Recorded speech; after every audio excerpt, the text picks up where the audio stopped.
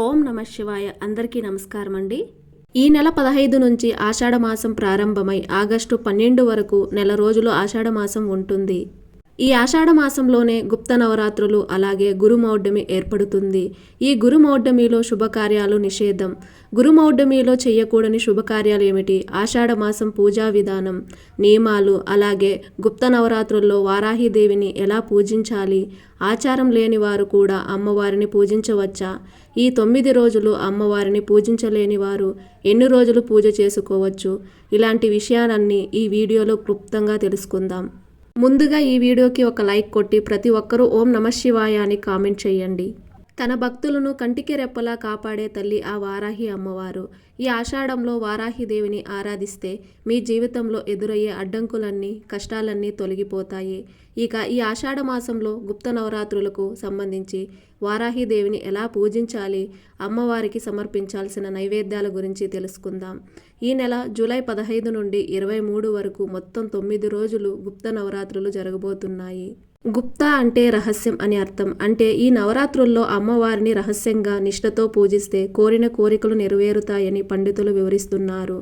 అసలు వారాహిదేవి అమ్మవారు ఎవరంటే లలితాదేవికి సైనాధిపతి వారాహిదేవి, అలాగే వారాహి స్వామి స్త్రీ రూపమే వారాహిదేవి. శ్రీ వారాహి అమ్మవారికి చాలా శక్తి ఉంటుంది. కాబట్టి ఈ వారాహి గుప్త నవరాత్రుల్లో అంటే జూలై 15 నుండి 23 వరకు వరుసగా 9 రోజులు అమ్మవారిని భక్తితో పూజిస్తే భోగభాగ్యాలు వరిస్తాయి. సాధారణంగా ఉదయం పూట ఇంట్లో పూజలు, వ్రతాలు చేసుకుంటాము. కానీ వారాహిదేవిని మాత్రం సాయంత్రం పూట పూజించాలి. ప్రతిరోజు సాయంత్రం 6 గంటల నుండి 9 గంటల మధ్యలో ఇంట్లో పూజ చేసుకోవాలి. ఇప్పటి వరకు ఆనవాయితీ లేని వారు కూడా అమ్మవారిని చక్కగా పూజించుకోవచ్చు.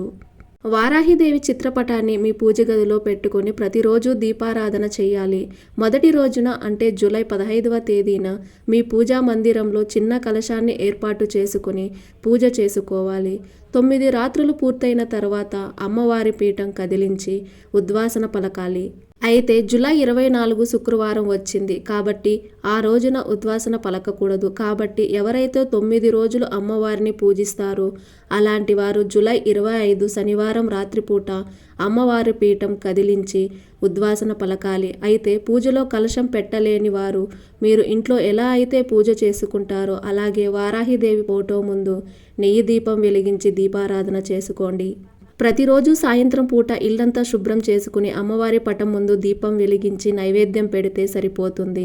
పూజ ప్రారంభించే ముందు మీ పేరు, గోత్రం చెప్పుకుని మీ కోరిక నెరవేరాలని సంకల్పం చెప్పుకోవాలి. ఏ పూజ అయినా సరే మొదటగా గణపతిని పూజించాలి. కాబట్టి ముందుగా గణపతికి నమస్కారం చేసుకుని వారాహిదేవిని పూజించాలి.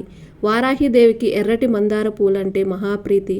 కాబట్టి ఎర్రటి మందారాలతో అమ్మవారిని పూజిస్తే శత్రువులపై విజయం లభిస్తుంది.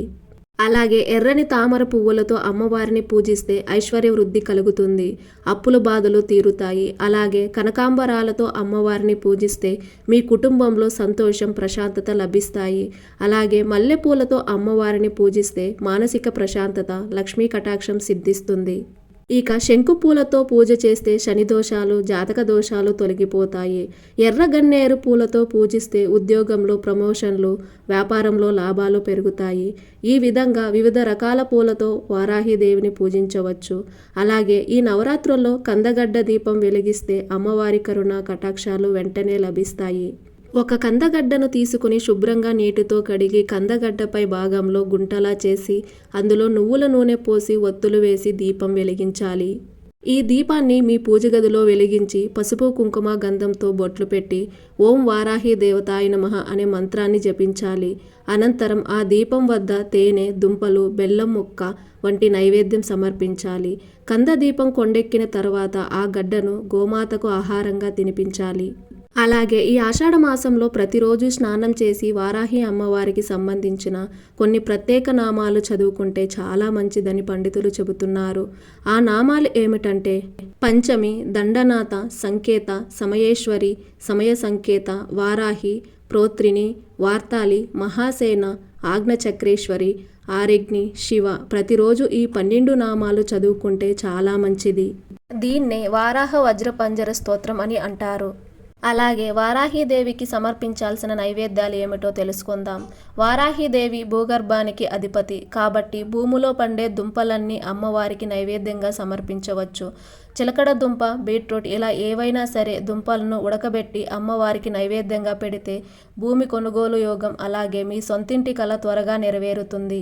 వారాహీదేవికి దానిమ్మ పండ్లు సమర్పిస్తే మీ ఆర్థిక పరిస్థితి మెరుగుపడుతుంది. ఇక ఎవరైతే తరచూ అనారోగ్య సమస్యలతో బాధపడుతున్నారో అలాంటి వారు అమ్మవారికి దద్దోజనం నివేదించి పూజ చేయండి. అలాగే ఆవు పాలు, బెల్లంతో చేసిన పరమాన్నం అమ్మవారికి సమర్పిస్తే వంశాభివృద్ధి, సుఖ సంతోషాలు కలుగుతాయి. అలాగే చింతపండు పులిహోరను నైవేద్యంగా పెడితే శత్రుజయం, కోర్టు సమస్యల నుండి ఉపశమనం లభిస్తుంది. అలాగే పొట్టు మినప్పప్పుతో చేసిన గారెలను అమ్మవారికి నివేదిస్తే రాహుకేతు దోషాలు, నరదిష్టి మాయమైపోతాయి. ఇక అమ్మవారి ముందు ఏ దీపం వెలిగిస్తే ఎలాంటి శుభ ఫలితాలు కలుగుతాయో తెలుసుకుందాం. ప్రతిరోజు ఆవు నెయ్యితో వారాహీదేవి పటం ముందు దీపం వెలిగిస్తే మీ ఇంట్లో ఉన్న నెగిటివ్ ఎనర్జీ తొలగిపోయి మీ కుటుంబంలో లక్ష్మీదేవి స్థిర నివాసం ఉంటుంది. అలాగే నువ్వుల నూనెతో దీపం వెలిగిస్తే శని ప్రభావం పూర్తిగా తొలగిపోతుంది. ఆముదంతో దీపం వెలిగిస్తే మీ దాంపత్య జీవితంలో గొడవలు తగ్గి భార్యాభర్తల మధ్య అనురాగం పెరుగుతుంది.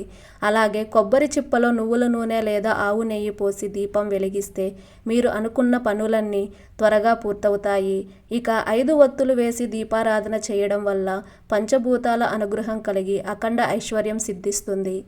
అలాగే ప్రతి శుక్రవారం లేదా మంగళవారం రాహుకాలంలో వారాహీదేవి ముందు నిమ్మకాయ దీపం వెలిగిస్తే పెళ్లి కాని వారికి త్వరగా వివాహం అవుతుంది. ఈ నవరాత్రి 9 రోజులు ఖచ్చితంగా బ్రహ్మచర్యం పాటించాలి. పూజ చేసేవారు ఉల్లిపాయ, వెల్లుల్లి, మాంసాహారం వంటివి తినకూడదు. ఈ ఆషాఢ మాసంలో ప్రతి శుక్రవారం లక్ష్మీదేవిని పూజించి పటిక బెల్లం నివేదిస్తే మీ ఇంటి ఆర్థిక పరిస్థితి మెరుగుపడుతుంది. అలాగే ఈ ఆషాఢ మాసంలో ప్రతి మంగళవారం దుర్గమ్మ దేవాలయంలో రాహుకాలంలో నిమ్మకాయ దీపాలు వెలిగిస్తే చాలా మంచిది. ఈ 9 రోజులు గోళ్లు కత్తిరించుకోవడం, జుట్టు కత్తిరించుకోవడం అస్సలు చేయకూడదు.